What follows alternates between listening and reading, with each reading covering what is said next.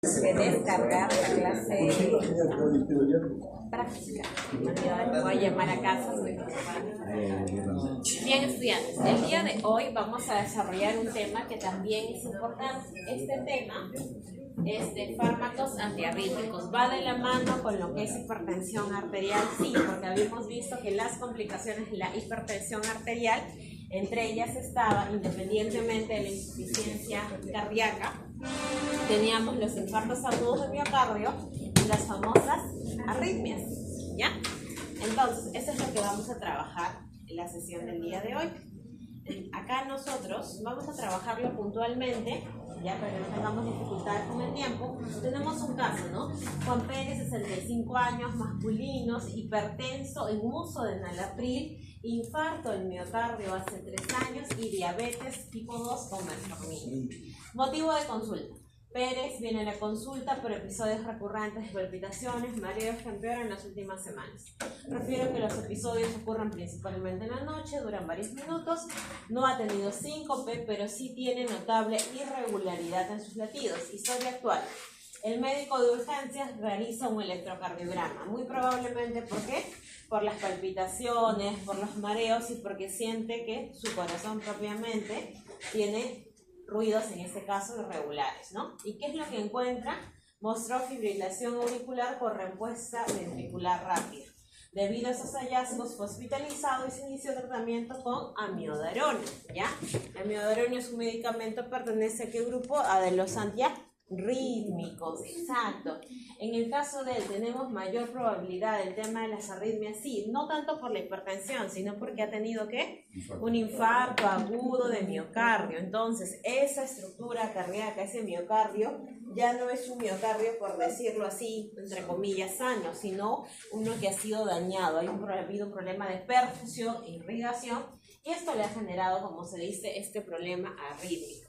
¿Y por qué le tomaron el electrocardiograma? Porque uno de los exámenes de base inicial que nos ayuda bastante a identificar problemas en los usuarios que tienen arritmias es este examen de inicio, que es el electrocardiograma. Y para poder identificarlo, ustedes tienen que saber qué, leer un electrocardiograma. ¿Hasta la fecha han llevado curso de electrocardiograma? Ya. Me imagino que cuando rompen cardio van a llevar. No sé si en la clase práctica de hoy día les hacen electro, porque en los ciclos anteriores sí nos hacían hacerle electro de manera bastante puntual, ¿no? Identificar cuántas derivaciones son, de igual manera la onda P y lo que es la frecuencia cardíaca. Bien, vayamos a examen físico. Presión arterial 130/80, está dentro de frecuencia cardíaca, dice 1101. Sí, 110 latidos por minuto. Frecuencia respiratoria 18, temperatura 37, está alerta, está orientado, pero sí el examen físico está con ruidos cardíacos irregulares y soplos. Pulmones, no hay problemas en la auscultación, eso es bueno, y edema leve en miembros inferiores. Al laboratorio, la glucosa está controlada, está en 120, creatinina en 1, también normal, y electrolitos dentro de lo normal. Problema en todo caso centrado a nivel propiamente cardíaco, más que nada por lo que es la arritmia hasta el momento. Recordemos que la amiodarona se aplica ¿de qué manera? Parenteral, exacto. Entonces, ¿qué indicaron en este inicio? Que el paciente había sido hospitalizado justamente por esta farma que tiene el paciente, ¿no? Que era la farma, la fibrilación auricular con respuesta ventricular, ¿no? Iniciales. Evolucionó. 48 horas post amiodarona, la frecuencia de 110 pasó a 80 y los síntomas de palpitación y mareo mejoraron, disminuyeron. ¿Qué es lo que nosotros tenemos que mencionar acerca de este caso? ¿Cuál es el mecanismo de acción de la amiodarona y cómo esto contribuye en lo que es la estabilidad de la frecuencia cardíaca en pacientes con fibrilación auricular? ¿Qué efectos adversos importantes deben monitorearse en el tratamiento con amiodarona y por qué? ¿Y cómo influye la presencia de comorbilidades y la diabetes en la elección de amiodarona como antiarrítmico? ¿Ya? Hay que tener en cuenta, si nosotros vamos a hablar de frecuencia cardíaca, porque en arritmia hablamos ello, exactamente qué grupo farmacológico vamos a tocar, de los que hemos hablado en la clase anterior. Inhibidores de, muy bien, los calcio antagonistas. ¿Quién más? Hay 2 grupos de la clase anterior, porque la clase anterior Beta bloqueadores. Beta bloqueadores, inhibidores, en este caso antagonistas, bloqueadores de calcio, y vamos a hablar también de un par más de grupos farmacológicos en lo que son antiarrítmicos. ¿Cuál fue en este caso el mecanismo de acción? Por lo tanto, si nosotros hablamos dentro de las funciones del corazón, ustedes de seguro han escuchado lo que es el cronotropismo, el ionotropismo, el dromotropismo, ¿ya? Y dentro de ello, nosotros ¿en qué nos vamos a centrar? Justamente en aquella función que abarca ¿qué? Conducción. El corazón en este caso estaba conformado por dos estructuras, una que era el miocardio, que se encargaba de lo que era la contractibilidad, y el otro que tenía que ver con lo que es la parte eléctrica del corazón, que era la conducción de ese impulso eléctrico que permite justamente estos ritmos. Esto provenía ¿de qué estructura? De los nódulos sinusales. Entonces nosotros vamos a hablar del nódulo sinusal. De ahí, ¿quién sigue? Iniciaba acá.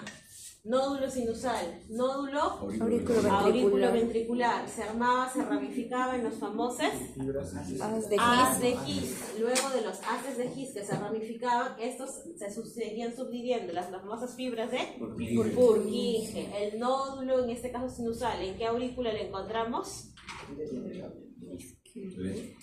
Recuerden, ¿cuántas aurículas teníamos? Dos aurículas, derecha e izquierda, dos ventrículos. El ventrículo, entre el límite del aurículo y el ventrículo, nosotros encontrábamos ¿a quién?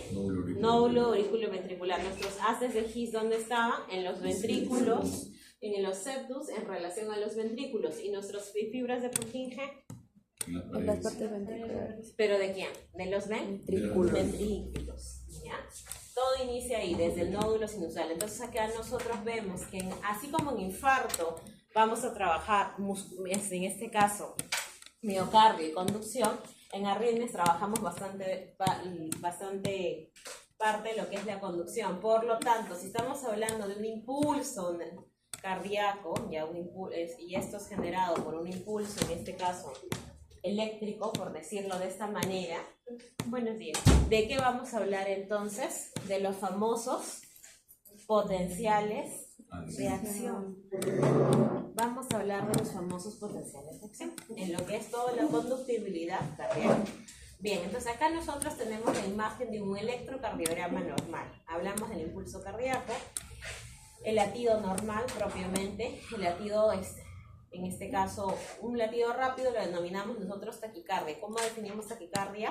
Mayor o igual a 100 latidos por minuto. Y bradicardia, menor o igual a 60 latidos por minuto. ¿En qué se diferencia en este caso, el latido demasiado rápido, latido demasiado lento y latido irregular? ¿Quién me indica? Mayor cantidad de complejos QRS. Aparte del complejo, por ejemplo, centrémonos acá, en el caso de la bradicardia y la taquicardia. ¿Cómo están en este caso nuestras R? Los intervalos de RR son iguales. Más picudos. Eso es que nosotros estamos hablando de esa taquicardia con este irregular. En el caso de lo que es por eso es que dentro de un electrocardiograma, lo primero que yo tengo que identificar son mis estructuras, en este caso, mi onda P, la R, mi onda T y mi complejo QRS. Si yo encuentro una gráfica semejante a esta, en este caso, tenemos en cuenta que es un electrocardiograma normal. ¿Qué es lo primero que tengo que buscar? Si es un ritmo o no sinusal, porque eso también me ayuda con el tema de las arritmias. Y para yo saber si es un ritmo sinusal, hablo de qué onda, presencia de onda P.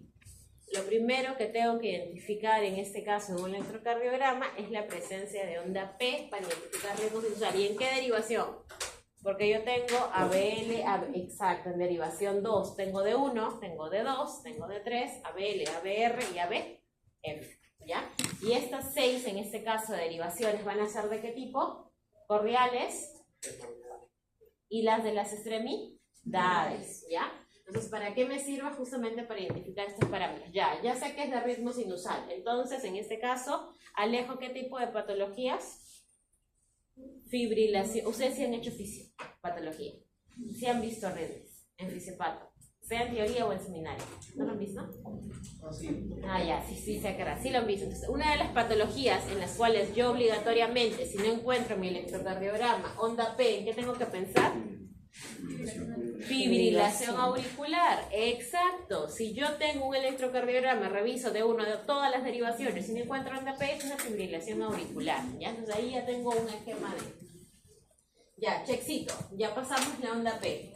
¿Qué es lo otro que tenemos que ver? La R, lo que mencionó el tema de su compañero, ¿no? 2 cuadrados, 2 cuadrados, 2 cuadrados, 2 cuadrados, 2 cuadrados, 2 cuadrados. Hay un índice en relación a lo que son los intervalos R que me ayuda a calcular que la frecuencia cardíaca, ¿ya?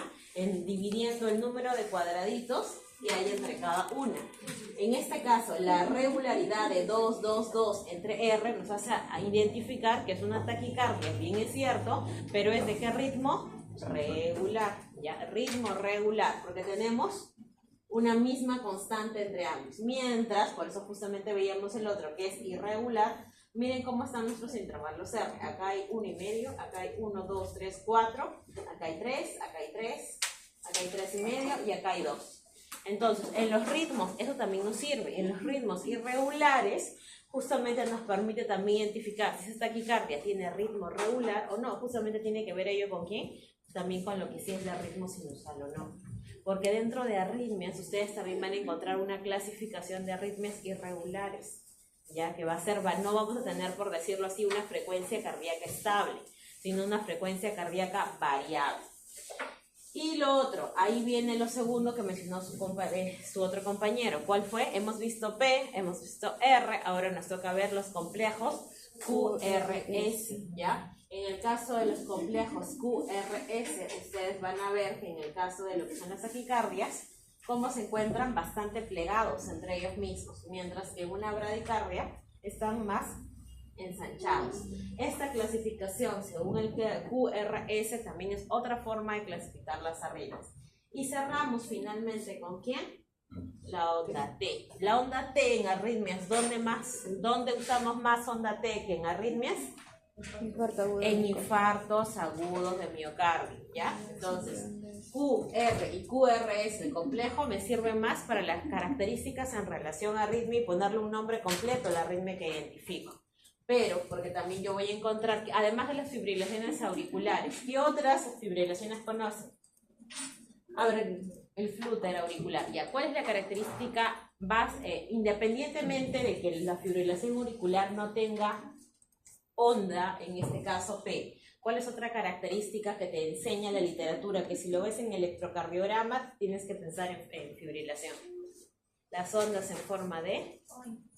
Las ondas en forma de serrucho, las ondas en forma de serrucho de manera continua en todas las derivaciones, que no tenga P y observar estas ondas, eso te ayuda también a identificar la fibrilación auricular. Y lo que me mencionas de Point es el síndrome de torsada de Point, en los cuales sí, vemos como se dice, ahí no vemos ondas de serrucho, sino vemos como unos picos bastante altos en el electrocardiograma en sus derivaciones, ¿ya? Es otra patología en relación a arritmias, ¿ok?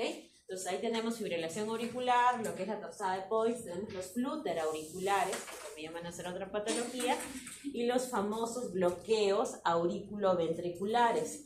¿Por qué mencionamos los bloqueos auriculoventriculares? Había una contraindicación en relación a un grupo farmacológico. ¿Cuál era?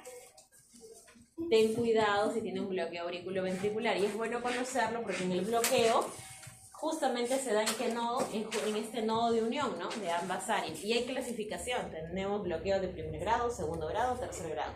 ¿Cuál era el grupo? Antagonistas, no dihidropirina. Aparte de los calcioantagonistas, ¿cuál más? Había uno más, los beta. ¿Ya? Los beta bloqueantes y los calcioantagonistas, los dos, por el riesgo de bradicardia. ¿Ya? Entonces ahí había que tener cuidado. Ahora, onda T. En onda T nos centramos finalmente, ¿en qué sentido? Las isquemias. ¿Para qué me va a servir? Justamente para la identificación de infartos, especialmente los infartos de qué tipo? ST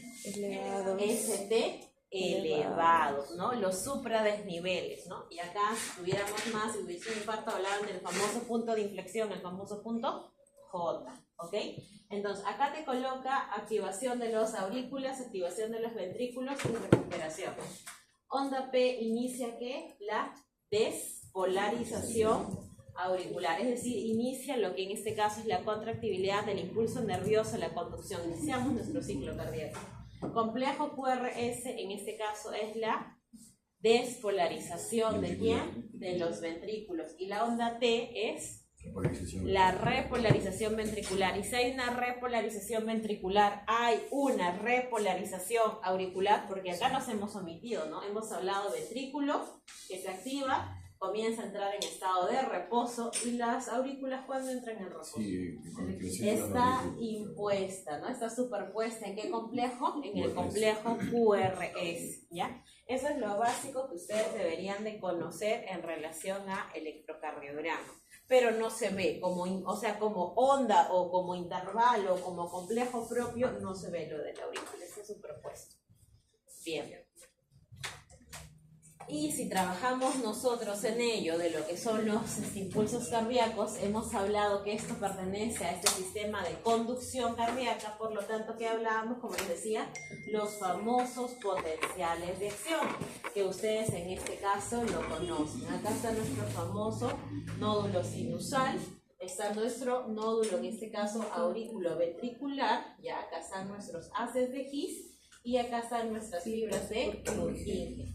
Dentro de potenciales de acción, nosotros vamos a tener en este caso iones que van a participar de ello. ¿Quiénes van a ser? Nuestro sodio y nuestro calcio. Y acá tenemos nuestros potenciales de acción con todas sus fases. ¿En quién vamos a encontrar todas sus fases? Es aquel en el cual se va a dar a nivel de las fibras de Purkinje. O sea, desde lo que es hasta lo que es el potencial de reposo, ¿no? Muy bien, y acá lo vemos, ¿no? La onda P, el segmento PR, el QT, QR.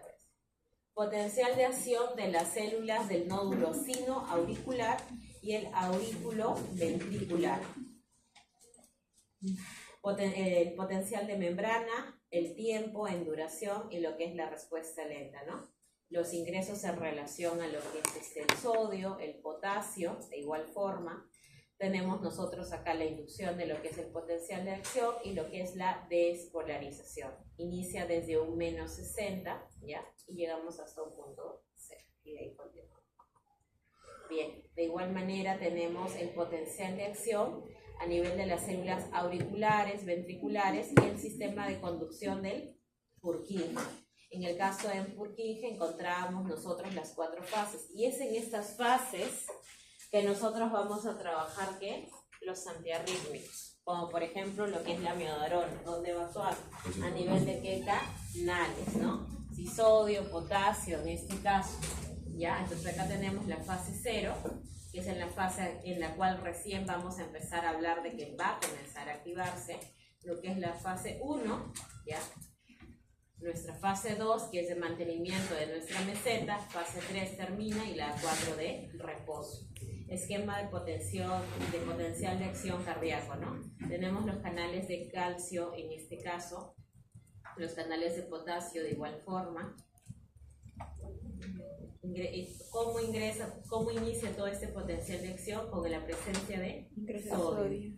El ingreso del mismo, la salida de igual manera de potasio, y nuestro potencial va a tener variaciones con lo que es el ingreso de calcio. Aquí también nosotros vamos a tener la presencia de los canales lentos de calcio, ¿ya? Los canales lentos de calcio. Bien.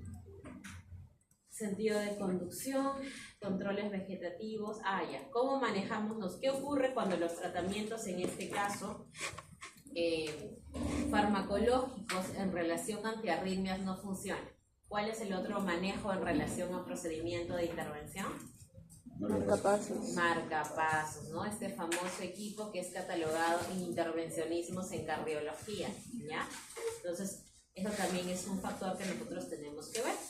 Acá tenemos de igual manera, ¿no? El ingreso de sodio inicia con el nódulo sinusal, con lo que es el ingreso de sodio, de ahí la presencia tenemos nosotros de calcio, nódulo aurículo ventricular, y también nos habla de lo que son los marcapasos ectópicos, ¿no? Cuando tenemos varias áreas en las cuales se va a activar este movimiento. Y esto también se va a ver influenciado ¿por quién? Por el sistema nervioso autónomo. ¿Por qué se afecta por el sistema? ¿Por qué te pone acá, no? El tono simpático y parasimpático. ¿Por qué se afecta por el sistema nervioso autónomo? Porque en este caso esta función es artificial, involuntaria, ¿ya? Por eso eso es justamente esta zona de lo que es conducción, está activado por ello. Ahora, ¿qué me conlleva a la arritmia? La arritmia se va a producir porque hay una alteración en lo que es este impulso eléctrico en el corazón. Y este impulso eléctrico en el corazón, para que se pueda alterar, ¿a qué se debe? Estimulación excesiva del sistema nervioso, ¿ya? Simpático, cambios en el pH o alteraciones electrolíticas, isquemias o hipoxias, en este caso coronarias, cardiopatías estructurales. Por eso normalmente lo observamos postinfartos, ¿ya? Sobrecarga mecánica del corazón, de igual forma, el uso de fármacos que también te van a generar alteración propiamente en esta conducción. Dentro de los fármacos están los fármacos digitálicos, anestésicos y los antiarrítmicos. Además de lo que es el infarto, los pacientes postinfartados, ¿quién más se genera efectos de arritmia? Los pacientes con insuficiencia cardíaca, los pacientes con ICC, ¿ya? Los pacientes con ICC también generan arritmia. Alteraciones hidroelectrolíticas, ¿qué patología? La de más riesgo. Insuficiencia renal crónica. Exacto, hipercalemia, porque la hipercalemia, ¿qué te produce? Y puede terminar en una parada cardíaca. Literatura. Antiguamente, no aquí en Perú, pero en otros países aplicaban lo que era la pena capital para crímenes de alto rango. ¿En qué consistía la pena capital? Muerte por inyección. Claro, exacto. El empleo justamente de fármacos que te puedan generar hipercalemia. ¿Cuáles? Entonces, eso es...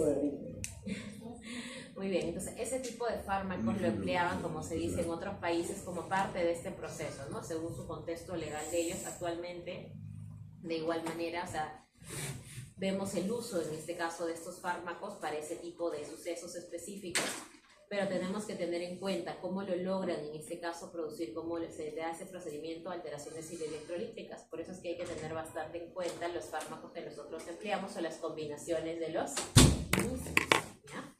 Bien, entonces, si hablamos del origen o el inicio en este caso de las arritmias, dentro de lo que son los inicios o aquello que te va a producir arritmias, tenemos como primer punto el automatismo. El automatismo hablaba de que habíamos visto en láminas anteriores de marcapasos ectópicos. ¿Qué quiere decir como marcapaso ectópico? Que el impulso, en vez de originarse ¿dónde? En el nódulo sinusal, se va a originar en otras áreas de este nódulo. Que acá te pone, ¿no? Alteraciones del automatismo, impulsos que se generan en diferentes lugares al nódulo sinusal. Lo habíamos visto acá en esta gráfica de marcapasos ectópicos. Bien. Ahora, y el punto B, alteraciones donde en la conducción del impulso, ¿ya? Es decir, que este impulso va a viajar a través de ¿qué vías? Vías accesorias, ¿ya? Entonces no va a viajar por las vías clásicas sino auricular, haz de His y fibras de Purkinje, sino que en estos caminos hay vías alternas para poder llegar. Y va a llegar a través de estas vías alternas o accesorias y por lo tanto va a originar problemas ¿de qué? De reentrada, porque está generándose un impulso que debería llegar al nódulo sinoauricular, pero como hay otra ruta accesoria, hay otro impulso que también va a llegar, pero a través de otra vía, ¿ok? Entonces eso genera una doble conducción, por decirlo así. Al emplear vías accesorias se genera que un trastorno de reentrada, nuevamente. Dentro de lo que son las alteraciones del automatismo normal cardíaco, ¿qué factores nosotros vamos a tener? Acá van a iniciar con ¿qué factores? Con los factores electrolíticos. Y dentro de los factores electrolíticos está el potasio. Por lo tanto, una hipercalemia o una hipo, en este caso, calemia, va a generarme, como se menciona, alteraciones en mi automatismo cardíaco. Los niveles de potasio, sea de hiper o de hipo, isquemia, activaciones beta-adrenérgicas, digoxina, que también es un fármaco en este caso. ¿De qué tipo? Lo habíamos visto en los seminarios de vasoactivo. Sí lo mencionaba. ¿Quién expuso vasoactivo? Aquí está el seminario. Sí lo vi en la diapositiva. Digoxina decía.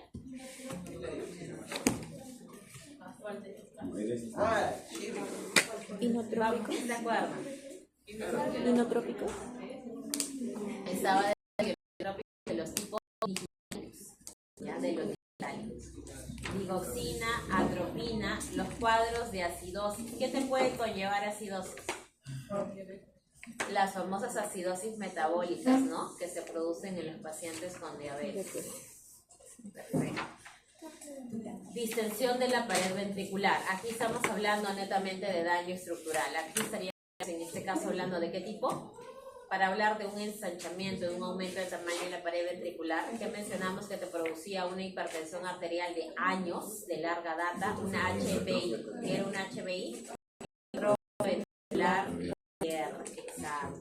Pero acá hablamos de larga data, ¿no? Un hipertenso de un año difícilmente te va a conllevar, salvo que tenga un infarto. Bueno, cambia la cosa.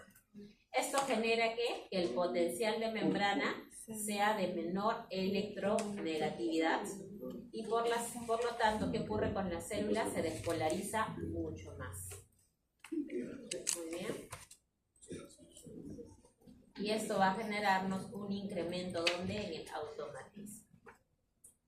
Ahora, acá hablemos de que esto es en el caso de los automatismos que puedan cambiarse, en este caso en el ciclo cardíaco propiamente, o por electrolitos, o por fármacos, o por eventos metabólicos que me puedan llevar esta variación, o por el propiamente estructurales.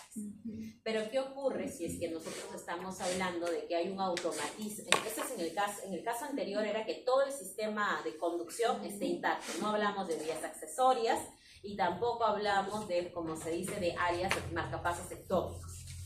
En este segundo punto yo estoy hablando de un automatismo anormal. Acá hablo de presencia de ¿qué? De marcapasos ectópicos, ¿ya? Es decir, cuando el origen de este impulso se da en una zona diferente a lo que es el área de conducción.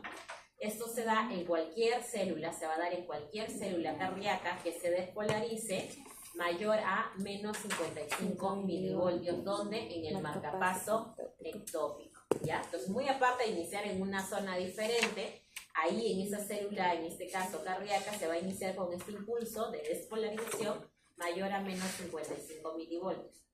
¿Qué es lo que ocurre acá? Reduce, entonces, ¿qué se va a dar? Disminuye la frecuencia de disparo de inicio del nódulo sinoauricular, se bloquea la conducción del inicio, del impulso generado, y esto aumenta el control, aumenta la frecuencia del marcapaso subsidiado por encima de este nódulo. ¿Por qué aumenta la frecuencia de este nódulo, de este marcapaso ectópico? Porque fue aquí donde se inició y trata de contrarrestar ¿qué inicio?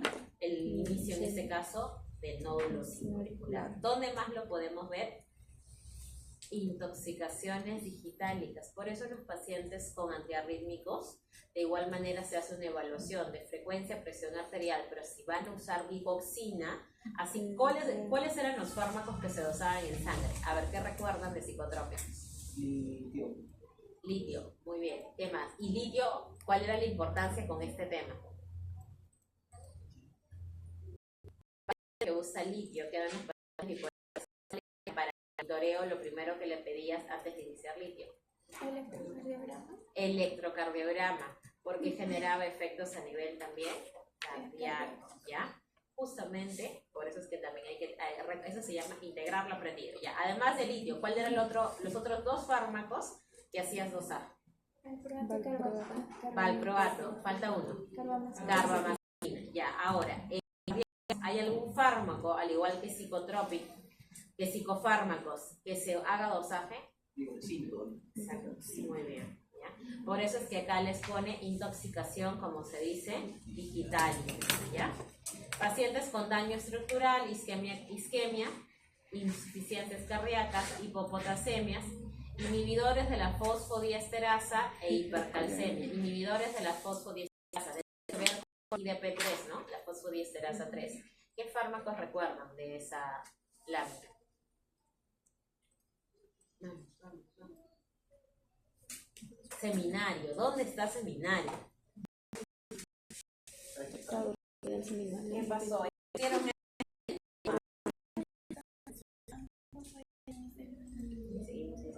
¿Claro?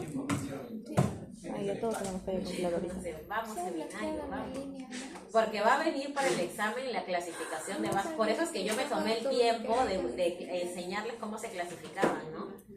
Vasodilatador, y la clasificación con un fármaco representativo y su talla. Era lo único que les iba a preguntar. Del examen S1, recuerden las preguntas de clasificación. Ya no tanto, porque había algunas preguntas del descopolamina, dobutamina, no. En las preguntas que decía clasificación de antidepresivos, clasificación de hipnóticos, clasificación de opioides, clasificación de vasoactivos, esas preguntas sí es probable que puedan, como se dice, volver a venir, ¿ya? Porque sí son esquemas que tenemos que conocer. Vamos, estamos volviendo a repetir inhibidores. ¿Cuál? Sildenafil. Sildenafil también, riñón, bien. Vamos, todos tenemos que estar atentos. A ver, y acá nosotros nos habla taquicardia auricular. La taquicardia auricular nos hace un ejemplo de lo que es la taquicardia auricular. Acá ¿qué ritmo es? ¿Regular o irregular? Irregular. Miren bien. No, regular. Exacto. Tenemos 2, 2, 2. Acá está nuestra R, R, R, R. Ahora, la pregunta es, ¿ven una onda P? No. Al menos en este corte que nos están dando. Acá tenemos un ejemplo de taquicardia auricular, ¿ya? 2. El segundo punto nos hablaba de las ¿qué? De las vías accesorias, ¿no? Entonces el segundo punto nos hablaba de las vías accesorias y nos hablaba de qué tipo de problema, las reentradas, ¿no es así? Se parece a lo que nosotros habíamos visto con nuestro casito, ¿no? No era una fibrilación auricular clásica, sino era una fibrilación auricular por reentrada. 2. Actividades encadenantes. Las post-despolarizaciones. ¿Qué es lo que ocurre? ¿Qué es lo que debería ocurrir post-despolarización? Reposo, ¿no? Repolarizarse. Pero ¿qué es lo que va a pasar ahora? Vamos a ver. ¿Qué se va a dar? Oscilaciones de potencial de membrana. 1. Oscilaciones durante la fase 3, postpotenciales tempranos o precoces. Es decir, que en esta fase 3, en vez de comenzar y producirse lo que es el tema de iniciar nuestro reposo, vamos a continuar, como se menciona, con estos picos, ¿no? De postdespolarizaciones, que no deberían de brindarse, porque ya deberíamos, como se dice, comenzar a bajar nuestra conducción, no todavía mantenerla activa. Y lo segundo, oscilaciones inmediatamente después que la célula se repolarizó por completo, y estos son postpotenciales tardíos. Entonces tenemos dos tipos de postpotenciales, uno que se va a dar en la fase 3, que es el que vemos acá, postdespolarización temprana, y el otro que se va a dar en lo que es la postdespolarización tardía. ¿Qué es lo que ocurre? Que ya la célula entró en reposo, pero sin embargo nuevamente se activó, por eso te pone, ¿no? Oscilación que se da inmediatamente después que la célula, por eso prácticamente en qué fase la encontraríamos, casi entre la fase 4, ¿ya? Entonces, dentro de lo que son las postdespolarizaciones tenemos dos, la que es temprana, que se va a dar en la fase 3, y la que es tardía, que se da inmediatamente después de la repolarización de la célula cardíaca, fase 4. Muy bien, ahora sigamos en este caso con estas alteraciones de reentrada y vías accesorias, ¿no? Acá nosotros tenemos arritmias de reentrada del impulso cardíaco. Representan a más del 95% de arritmias, ¿ya? Y se produce de manera sucesiva de una recirculación del impulso a través nuevamente de circuito. Y se ha creado en este caso por una porción de miocardio. Ejemplo de ese tipo de patologías, la taquicardia de reentrada. Por ejemplo, si nosotros acá vemos, ¿qué tipo de ritmo es? 1, 2, 1. Regular. ¿Seguros? Acá hay un cuadrado, y cada cuadrado tiene 5. Acá tenemos 3 cuadraditos y acá solo tenemos 2. Entonces Irregular, exactamente. Ya, entonces, en las alteraciones de reentrada son las que representan al 95% de estas arritmias clínicas y se van a dar una nueva recirculación. Recircula nuevamente el impulso a través del circuito. O sea, en vez de terminar, vuelven a reiniciar. Ahora, mi pregunta es, ¿estas arritmias pueden generar una muerte inmediata? ¿Hay algunas arritmias que te puedan generar muerte inmediata? Ajá. ¿Sí o no? ¿Qué ocurren de esas noticias que a veces observan, ¿no? A nivel de lo que son los canales, que ponen, no estaba haciendo deporte, salió de su casa y de repente se desvaneció, lo llevaron al hospital, estaba pálido, disforético y él no se pudo hacer muerte súbita. Sí, sí, es viable. Y son casos, como se dice, específicos, son raros, son arritmias bastante, como se dice, raras, el no haberlas identificado anteriormente, ¿no? Por eso hay que tener bastante cuidado con ello. Acá nos habla de qué, de la vía accesoria, ¿ya? De la vía accesoria, porque justamente en reentrada veíamos eso. Y como ejemplo de ello, de reentrada, también es otro síndrome que también, así como está el de dorsada de Points, está el famoso síndrome de Wolff-Parkinson-White, ¿ya? Y aquí va a haber presencias de qué tipo de ondas nos menciona, ondas de, ¿ya? Taquicardia conducida por una vía accesoria. Acá vemos nuestro ¿qué nódulo es? Sinusal, aurícula ventricular, haz de His, fibras de Purkinje. Sin embargo, acá tenemos una vía alterna, ¿ya? Una vía alterna ¿qué? Al nódulo auricular. Muy bien. ¿Quién lo representa? El síndrome de Wolff-Parkinson-White, en la cual va a haber un PR corto, un QRS ancho, debido a la presencia de qué onda? De onda débil. Nosotros, en este caso, patología en relación a arritmias que la representan, ¿no? Pero esta es una arritmia, en este caso, ¿de qué clasificación? De la parte B, ¿no? Cuando hablábamos nosotros de los de reentrada vía accesoria. Ahora, hasta aquí, nosotros hemos hablado, se puede decir, ¿de quién? De taquiarritmias, ¿ya? Taquiarritmias, es decir, la frecuencia cardíaca va a estar mayor a 100. Por eso es que los antiarrítmicos normalmente, ¿para qué son? Para bajar esta frecuencia cardíaca. Pero no toda, y por eso te coloca, ¿no? La mayor parte de arritmias pertenecen a esta clasificación. Pero no todas te van a generar taquiarritmias. Hay un porcentaje menor. Se debe tratar, en este caso, solo las bradicardias mal toleradas o aquellas que cumplen criterios de inestabilidad. ¿Por qué? Porque no tratamos a todas las bradicardias. Por eso es que esta lámina es solamente para ese tema.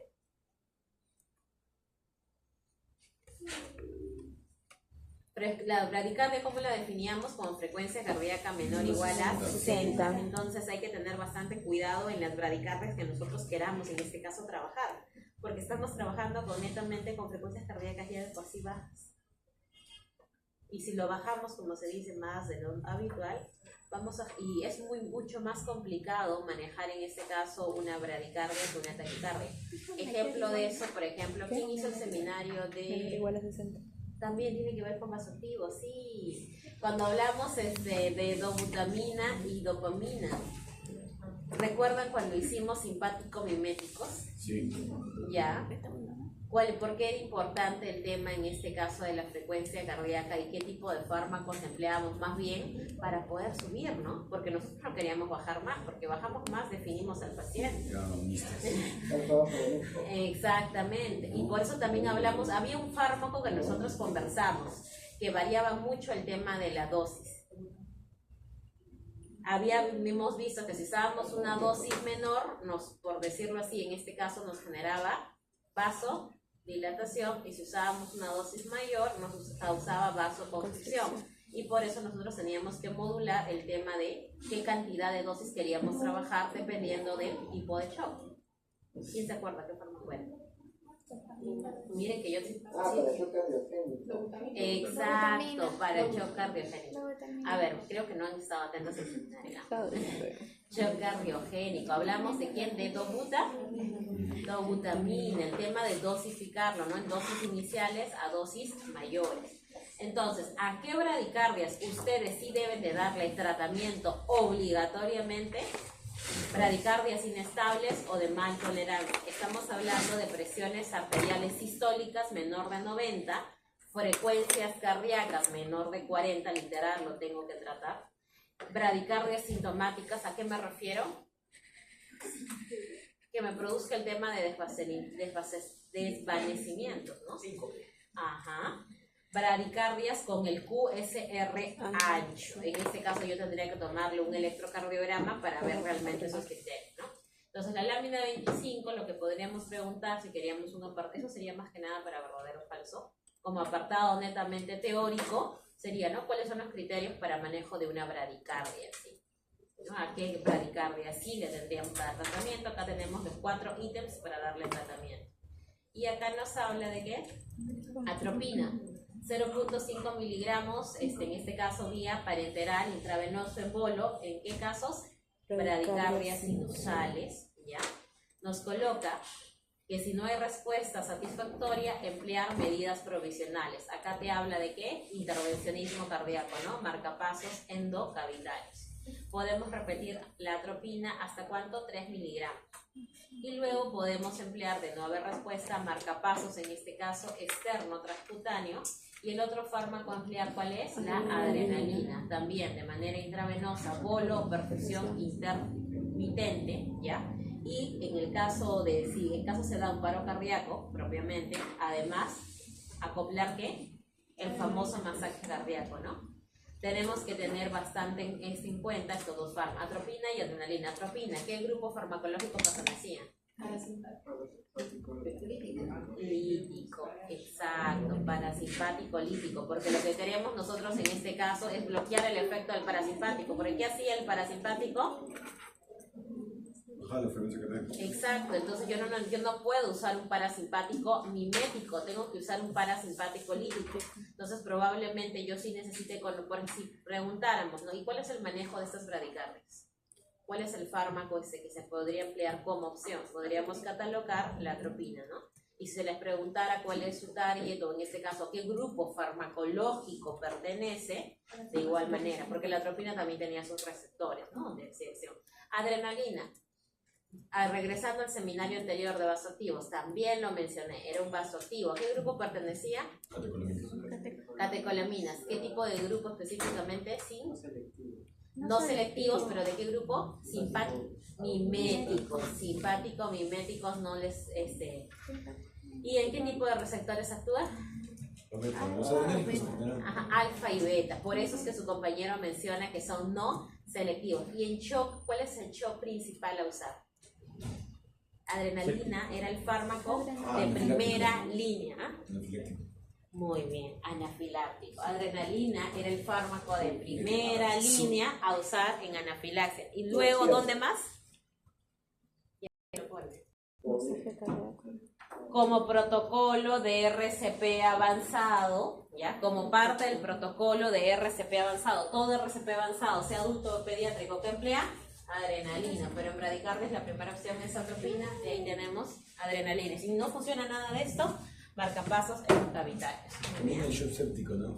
También podíamos usarlo como shock séptico, ¿ya? Pero en este caso lo usábamos como medida, por decirlo así, alterna. ¿Cuál era mi medida de primera línea? No, ya. De primera línea, anafilaxia adrenalina, pero su compañero justamente ha hablado de un punto importante. La adrenalina también se puede emplear en shock séptico, sí, como medida, como se dice, como fármaco alterno, ¿ya? Pero mi fármaco de primera línea en sepsis, y sí lo mencionaron en el seminario, noradrenalina. La única diferencia sería que el receptor beta 2. Exacto.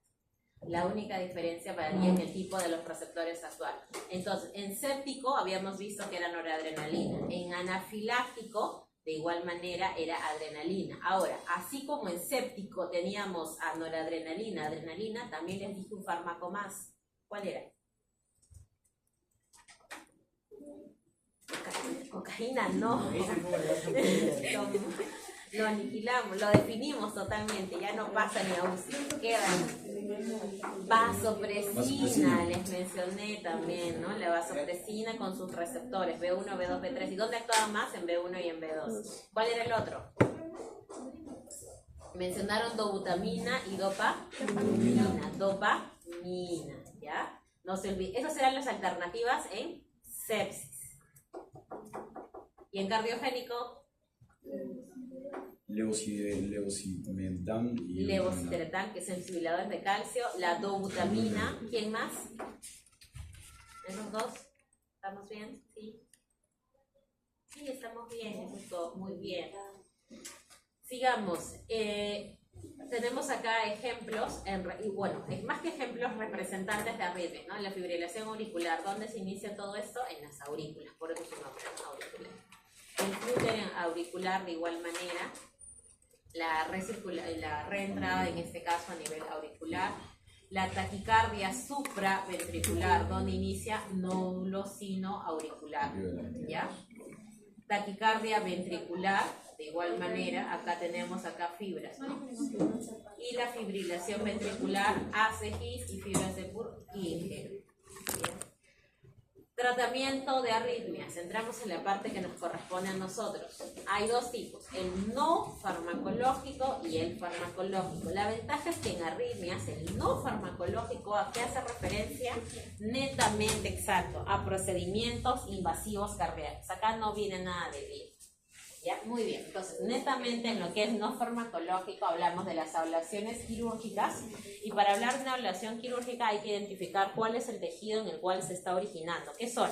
Aurículas, ventrículos, el punto en este caso de unión entre aurícula y ventrículos. Ablación quirúrgica es específico y dirigido en la zona en la cual se inicia este proceso. Y luego tenemos los métodos electrónicos. Dentro de los métodos electrónicos está la desfibrilación y lo que es el marcapasos, ¿ya? Y acá lo que nosotros tenemos que trabajar, que es la parte farmacológica. Dentro de lo que es el tratamiento farmacológico, lo que tenemos que nosotros identificar en este caso, cómo es que esta arritmia se está produciendo, ¿no? Bajo qué mecanismo se está produciendo. ¿Cuáles eran los dos mecanismos que vimos? El de reentrada con vías accesorias y el de ectópicos, marcapasos, en este caso ectópicos. Y segundo, el otro, aparte de yo identificar quién está originando, en este caso esta arritmia, quiero ver cuál de esas dos áreas, tengo que también, ¿qué más identificar? La sintomatología, ¿no? ¿Qué tal? Porque hay arritmias que nosotros observamos y hay arritmias que sí tenemos que medicar totalmente.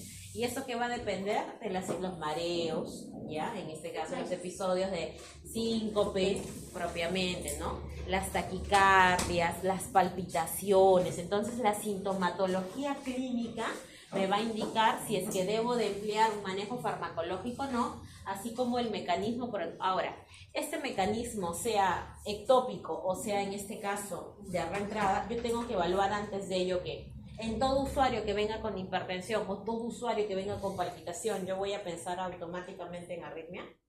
No. Entonces, si yo veo que es un usuario hipertenso de larga data, le tengo que pedir su electrocardiograma, ¿no?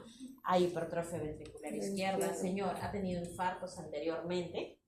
Lo que mencionaba en nuestro caso clínico, porque la última pregunta, ¿no? La pregunta 3, ¿qué les decía la pregunta 3? Si las comorbilidades afectaban el uso, en este caso, de arritmia, hipertenso, por lo tanto tiene doble riesgo de tener en este caso un evento isquémico a nivel vascular, ¿ya? ¿Qué otro factor no tiene que ver? Electrolitos, exacto. Por eso te habla de quién? Mecanismo desencadenante. O sea, yo tengo que preguntar todos esos factores para poder identificarlo. ¿Cuál es el cuadro más frecuente que van a encontrar ustedes en urgencia de las famosas palpitaciones? Tiene que ver con psicotrópicos. Le oprima el pecho, le siente que late muy fuerte su corazón. Sí les dije. Ya, eso es en el caso de que hay un tema de uso concomitante de medicamentos, pero es menor. El más frecuente, las emergencias, especialmente en las noches, cuando han tenido sus problemas emocionales. Los ataques.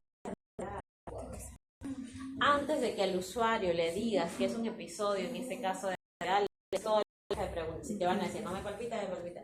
Y hay que preguntar situación emocional, en este caso, que ha conllevado eso, y le tomas un simple EKG. El EKG ¿qué es lo que te va a mostrar? Un electrocardiograma normal. Así que el corazón no está fallando, le das su clonazepam y le pides que saque cita en un centro de salud para el área de psicología, ¿no? Un centro de salud mental comunitario. Eso es lo que nosotros más vamos a encontrar en el área de urgencias. Son pocas las arritmias que las encontramos así directamente. Pero siempre, antes de decirle al usuario ansioso, porque ha pasado, y a un adulto mayor jamás le digan ansiedad si viene con palpitaciones, si es que al menos no le han escuchado el corazón, porque han sido infartos. Entonces, al menos, como se dice, ocultamos, tomamos y verificamos. Porque si es un infarto y lo mandan a casa, va a llegar con una serie de complicaciones totales. Hay que tener bastante en cuenta esto, ¿ya? Y el último, los efectos, en este caso, electrofisiológicos y hemodinámicos de los medicamentos, ¿no? De igual manera, eso también va a influir bastante el tipo de medicamento que nosotros vayamos a darle al paciente, ¿no? Si es que va a ayudar a estabilizar o no su frecuencia cardíaca, o en todo caso pueda generar algún tema de interacción. Ya, ahora, ¿cuál es el detalle con los antiarrítmicos? En este caso, no son 100%, por decirlo así, completos en lo que es su efectividad. No es que van a curar, porque sabemos que una arritmia no se puede curar. Lo que podemos hacer es controlar, al igual que una hipertensión. Y también, porque el problema con los antiarrítmicos, a diferencia de los antihipertensivos, porque hablamos de conducción, son los efectos cardíacos, ¿no? Adversos que pueda haber. Porque si no, vamos a llevarlo, como se menciona, al efecto de un ataque, lo podemos pasar a una bradicardia. A ver, ¿cuál es la clasificación en este caso de antiarrítmicos? 4. 1, 2, 3 y 4. Sí, 1, 2, 3 y 4. Esa pregunta sí viene, pero no me, aparte de colocarme 1, 2, 3 y 4, tienes que colocar un detalle más en esa pregunta. Ya, entonces, los grupo 1 son aquellos que van a trabajar, o también, el grupo 1 se divide en 3 clases, el 1A, el 1B y el 1C. Esa pregunta es clásica siempre en antiarrítmicos, me encanta preguntar la clasificación, porque sí tenemos que conocer. Hay 2 videitos bonitos que son súper resumidos del mecanismo de acción de él. Entonces con eso ya queda el grupo 1A, 1B, 1C. Y dentro de estos fármacos, ¿recuerdan anestésicos locales? Ya, ejemplos de anestésicos locales. Lidocaína. Lidocaína pertenece al grupo de clasificación de los canales de sodio de antiarrítmicos. Ahora vamos a ver a cuál, al 1A, 1B, al 1C. Entonces el grupo 1 tiene esa subclasificación, acá está, 1A, C y B. ¿Y dónde va a actuar? ¿Cuál va a ser su target más que nada? Bloquear canales de sodio voltaje dependientes. ¿Ya? Entonces con eso ya tenemos parte de la pregunta resuelta. ¿Ya? Bloquea los canales de sodio voltaje dependientes, los 1A y 1C. Tenemos acá el bloqueo de este canal. Y van a actuar a nivel de qué fase, porque otra característica de estos fármacos es en qué fase van a actuar en estos medicamentos. En este caso, retrasa la despolarización ventricular en la fase 0, ¿ya? Entonces, los fármacos clase 1 retrasan la despolarización ventricular, es entre paréntesis, está en la fase 0, o sea, van a actuar acá. Estos canales de sodio dependientes en los cuales nosotros vamos a trabajar, actúan acá. ¿Qué van a producir? Disminuyen la excitabilidad y la velocidad de conducción al nodo auriculoventricular. ¿Ya? Grupo 1A, ¿quién lo representa? Procaimida. Ahí ya tenemos el primer fármaco. Grupo 1A lo representa la procaimida y el otro fármaco es la quinidina. Quinidina y procainamida. ¿Quinidina? Quinidina. ¿En qué consiste? En bloquear los canales de sodio que están en estado de abierto y también los canales de salida de potasio. ¿Qué habíamos dicho como efecto general? Retrasan la despolarización de lo que era la fase 0, es decir, en relación a los ventrículos, y la repolarización en la fase 3. ¿De qué tejido? Ventricular. ¿Ya? Disminuyen la velocidad de conducción, prolongan la duración del potencial de acción y el periodo refractario. ¿Okay? Esto es procainamida. ¿Dónde lo usamos? Vía parenteral directa, se puede emplear de manera lenta o en perfusión. Netamente, ¿qué tratamiento es? Hospitalario. En pacientes que han tenido infartos y presentan ¿qué tipo? Taquicardia ventricular. ¿Cómo lo asocio a ellos sin tener que estar? A mí no soy muy fan de la memoria porque a veces memorizamos mucho y solo se van a quedar con aquello que usan. Si estamos hablando que la procaimida va a actuar más que nada a nivel ventricular, porque habíamos visto fase 0 y fase 3, ya fase 0 y fase 3. Entonces, a nivel práctico, ¿dónde lo voy a emplear? Taquicardias ventriculares, en este caso asociadas a quién? A infartos de miocardio, ¿ya? Entonces de esa manera lo uno para no tener que estar memorizando tanto, ¿no? Taquicardias ventriculares también, independientemente del contexto de IMA, y extrasístoles supraventriculares. Entonces acá te mencionan los 13 usos de la procainida, ¿no? Primero que nada recordar es que es de uso hospitalario, es decir, si el paciente tiene que irse de alta, ¿se va a ir con ello? No, ¿ya? Solamente de uso hospitalario. Taquicardia ventricular asociada a infarto, solo taquicardia ventricular, y finalmente extrasístoles supraventriculares. Ahora, efectos adversos en este caso.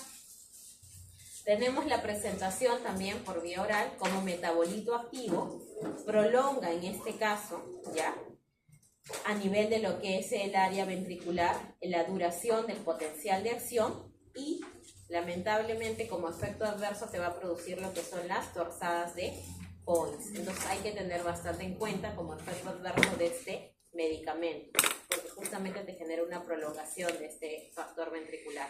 ¿Y en quién más tengo que tener cuidado? En pacientes nefrópatas, ¿ya? Entonces, si yo tengo un paciente con enfermedad renal, no va a ser adecuado, porque recordemos que en los pacientes con enfermedad renal está afectada lo que es la eliminación, la excreción. Entonces, si hay una continuidad en este caso de este fármaco, voy a tener una repercusión cardíaca totalmente. Reacciones de alérgica representa ¿cuánto? 20%, ¿ya? Y otros efectos, además del de torsada de Points y no darse en pacientes con nefropatía, tenemos que hay manifestaciones digestivas, anticolinérgicas y cardiovasculares, especialmente cardiovasculares. ¿Qué tipo? Hipotensión, bradicardia, bloqueos auriculoventriculares y depresión de la contractibilidad, ¿ya? Entonces hay que tener en cuenta, como se dice, esos factores en relación a procainida. Efecto adverso a nivel cardiovascular es bastante notorio y es justo lo que vimos nosotros en la lámina de tratamientos farmacológicos, ¿no? En la lámina de tratamiento farmacológico de antiarritmios, como cual vimos que era el tercer factor, los efectos adversos son los que a veces limitan el uso de estos fármacos y tenemos que seleccionar bien y ver cuál es el más seguro y el que menor riesgo te origina. Grupo 1B, lidocaína, ¿ya? Justo pertenecía también a ese grupo de anestésicos locales. ¿Dónde va a actuar? También bloquea los canales de sodio, en este caso dependientes, pero que están en estado inactivo, mientras que la procainida eran canales de calcio que estaban, de sodio, que estaban abiertos, de sodio abiertos, mientras que la lidocaína bloquea canales de sodio en estado inactivo. ¿En qué fase? Fase 2. De este grupo solo me quedo con lidocaína. Aporta ¿cuál? El potencial de igual manera de acción ventricular, donde en las fibras de Purkinje y hace que la repolarización sea más homogénea. ¿Y qué impide? La reentrada del impulso cardíaco. Ese es en relación a lidocaína, ¿ya? Muy bien. Terapéutico. ¿Dónde podemos, como se dice, dónde se emplea? Su eliminación implica, en este caso, factor hepático. Por lo tanto, en pacientes con insuficiencia cardíaca, cuidado, ¿no? Bastante cuidado, incluso el tema de ver si realmente debo de corresponder o no. ¿Dónde lo empleamos? Arritmias ventriculares. ¿Cuál es el manejo? Parenteral, o como dosis de carga o como perfusión continua. ¿En qué tipos de arritmias ventriculares? Postinfartos cardíacos, cirugías cardíacas, toxicidad por digoxina y cateterismos cardíacos. Hay que tener en cuenta ello. Entonces, en el caso de lidocaína es más que nada netamente procedimental, ¿no? Netamente de uso hospitalario. ¿De quién es? ¿Ya? Entonces, lidocaína, enemas, cateterismos cardíacos, cirugías cardíacas, y con lo cual me quedo toxicidad por digoxina. ¿Por qué? Porque la digoxina sí nosotros lo podemos emplear, como se dice, a través de la vía oral. Entonces, si yo tuviese, como se dice, una intoxicación por ello, podría tener un manejo semejante a lo que es el tema de un antídoto. Exacto. Efectos adversos, ¿cuáles van a ser? sistema nervioso central. En el sistema nervioso central, ¿cuáles son los efectos adversos por la lidocaína? Somnolencia, convulsiones, visión borrosa, desorientación. A diferencia de la procaína, que es más que nada cardíacos. ¿En quién tengo que tener cuidado? Renales. Y en el caso de lidocaína, ¿en quién tengo que tener cuidado? Hepáticos. ¿Ya? Entonces, estamos viendo los puntos, por decirlo así, fijos. Finalmente, 1C, propafenona. Con quien quiero que se quede es con propafenona. Fármacos que van a bloquear, en este caso, los canales de sodio, que está en qué estado? Abierto, ¿ya? Y los de salida de potasio. Entonces, propafenona actúa en los fármacos de canales de sodio, los bloquea, aquellos que están en estado abierto, y los de salida de potasio, y en altas dosis, no solamente propafenona te va a cubrir sodio y potasio, sino calcio. Entonces llevan dos fármacos y ustedes se dan cuenta que va a variar mucho el tema de cuánto de dosis emplear. Van a ver dos, si a ustedes les gusta lo que es la parte hospitalaria, estos fármacos lo van a ver. Sea que hagan UCI, sea que hagan interna o sea que hagan cardiología. ¿Ok? Entonces sí es necesario recordar que hay algunos fármacos que la dosis me puede variar la situación de uso. Alta dosis, no solamente canal de sodio y potasio, sino también de calcio. Dentro de la propafenona, ¿qué efectos me va a producir? Retrasa la conducción de respuesta rápida. En este caso, en aurículas, ventrículos, auriculoventricular. Efectos adversos, de igual manera. De la propafenona son los que mayor incidencia, o sea, si bien es cierto, ayudan para la arritmia, pero te pueden generar también más arritmia, ¿no? Especialmente, ¿cuál? La más peligrosa también, ¿no? La taquicardia ventricular, ¿no? Entonces hay que ver también en qué caso propiamente utilizarlo, ¿no? Taquicardias ventriculares, especialmente en pacientes que tienen una patología cardíaca de base, donde aumenta más la mortalidad en pacientes con.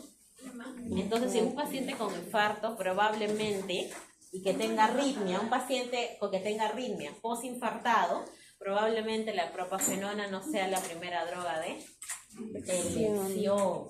Exacto, probablemente no sea por el efecto adverso que produce de taquicardias ventriculares, y muy probablemente los efectos adversos de la propafenona tengan mayor efecto adverso. ¿Por qué? Porque te actúa en 3 canales. Exacto, y por eso el tema de cuantificar lo que es la dosis. Por eso es que hay que reservarlo para patologías específicas, ¿no? Otros efectos digestivos y neurológicos. Entonces, cuidado con ello, ¿no? Se puede colocar ello en un caso clínico como contraindicación, por ejemplo. ¿Recuerdan el caso clínico que yo les dije? Que puede venir un paciente hipertenso de hace 10 años, que está con infarto, está con arritmia. ¿Podríamos contraindicar la propafenona? Sí podríamos, está justamente y está con sus criterios de seguridad, ¿no? Se debe tener en cuenta que un antiarrítmico a tener cuidado o evitar la propafenona por el riesgo de arritmias ventriculares, en especial en pacientes posinfartados, ¿no? Por su mecanismo de acción en tales. Sodio, potasio, va a depender mucho de la dosis. ¿En dónde lo vamos a emplear? La propafenona, grupo 1C. ¿Dónde lo vamos a emplear? Taquicardia paroxística supraventricular. Acá hablamos de la fibrilación auricular, el flúter paroxístico, ¿ya? Taquicardia paroxística por fenómenos de reentrada. Lo habíamos visto, ondas delta, ¿no? El Wolff-Parkinson-White. En Wolff-Parkinson-White, ¿dónde que empleamos? Propafenona, que eran patologías de reentrada.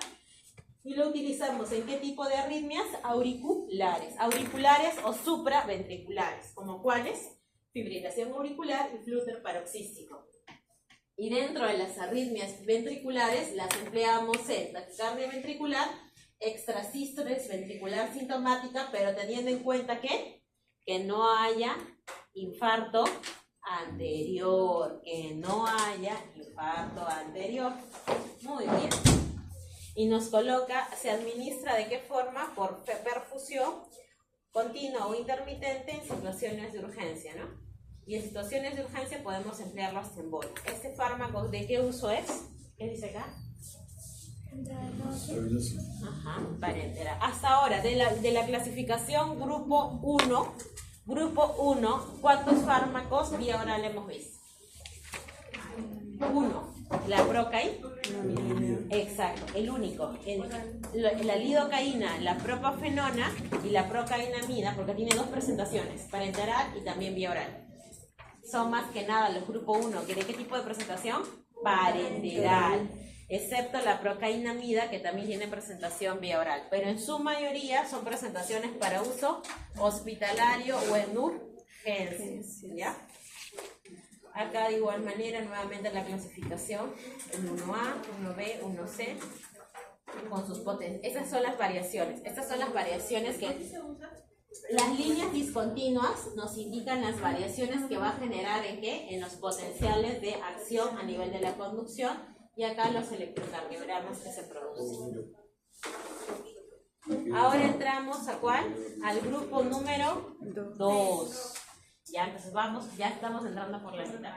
El grupo número 2, ¿de qué te está hablando? De los beta-bloqueadores. Exacto, de los beta bloqueadores. La activación beta 1 en los nódulos sinoauriculares, aumentando la velocidad de despolarización y lo que provoca, ¿no? Una mayor frecuencia de disparo, de inicio. La activación de estos beta 1 en estos nódulos auriculoventriculares aumenta la velocidad de conducción. Recordemos que los beta, ¿cuántos receptores beta había? Beta 1 y beta 2. Y los beta 1 eran más que nada a nivel Corazón. cardíaco. Muy bien, por eso es que este grupo 2, ¿a quién se lo dedicamos? A los beta bloqueantes. A nivel de beta 1, ¿dónde actúa? Velocidad de conducción y frecuencia de inicio. Al bloquear, como se dice, emplear sus antagonistas, bloqueamos el tono simpático, ¿ya? Bloqueamos el tono simpático, ¿en qué nodos? Sinoauricular y aurículo-ventricular. No olviden esto en el mecanismo de acción. Mayor frecuencia de inicio, ¿dónde es? Sinoauricular y velocidad de conducción, ¿dónde es? Aurículo-ventricular. Entonces, si nosotros bloqueamos, vamos a generar bloqueo del tono simpático en ambos nódulos, ¿no? ¿Cuáles son los fármacos representantes acá? Atenolol, metoprolol, propanolol. Pero que hemos mencionado que con propanolol hay que tener bastante cuidado por la no especificidad. ¿Cuándo se debería de administrar habitualmente? Dentro de las 24 horas.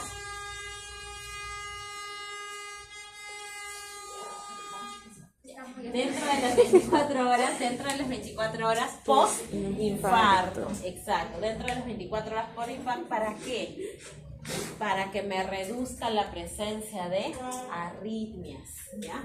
La finalidad de emplear un beta bloqueante es reducir la presencia de arritmias, donde en el área de infarto y generar y evitar la incidencia de muerte súbita. Muy bien. ¿Ah? Sí, propanolol, atenolol, y me imagino que esos tres deben de conocerlos porque los estamos arrastrando desde dónde, desde la segunda clase, ¿no? Entonces ya están, preguntar de ellos sería como que, cuando ustedes hagan su esquema de clasificación en clase 2, brillaron ahí en clase 2. Muy bien. Indicaciones: arritmias supraventriculares rápidas, fibrilación y flúter auricular, especialmente ¿quiénes? Las de reentrada. Y arritmias ventriculares. ¿Por qué arritmias ventriculares? Especialmente en pacientes con el postinfarto, ¿no? ¿Qué pasó? Es bastante útil en pacientes. ¿Qué pasó? ¿Se apagó? Aquí la esperanza. No, se ha ido la luz. Porque no prende, está apagado. O algo se ha desenchufado. Bueno, pero sí es igual.